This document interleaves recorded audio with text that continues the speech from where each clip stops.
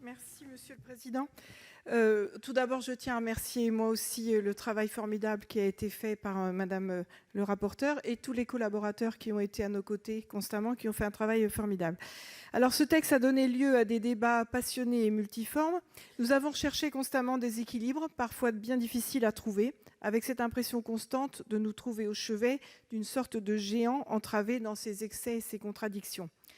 Et nous nous sommes trouvés dans une situation très inconfortable en étudiant ce texte.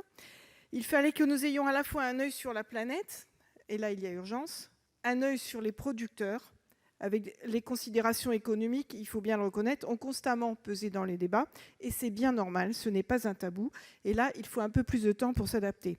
Il fallait que nous ayons simultanément une oreille attentive pour ce que nous disent nos élus, et une oreille attentive aussi pour le consommateur, à qui l'on veut donner une abondante et immédiate information, tout en sachant qu'à cause de ces incivilités, en fait, c'est lui qui finalement reste le cœur du problème.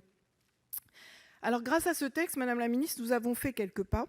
Parfois, j'ai eu l'impression aussi que nous prenions des décisions symboliques, mais c'est important aussi.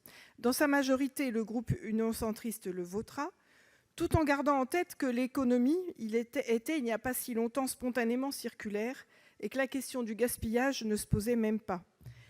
Ne perdons pas de vue que la loi est une chose et que le marché en est une autre. Sans doute que lorsque les modèles industriels et économiques arriveront à s'équilibrer en s'appuyant sur le réemploi et le recyclage, alors que dans cette configuration, ils seront rentables, il n'y aura plus besoin de cadre législatif. Voilà, je vous remercie.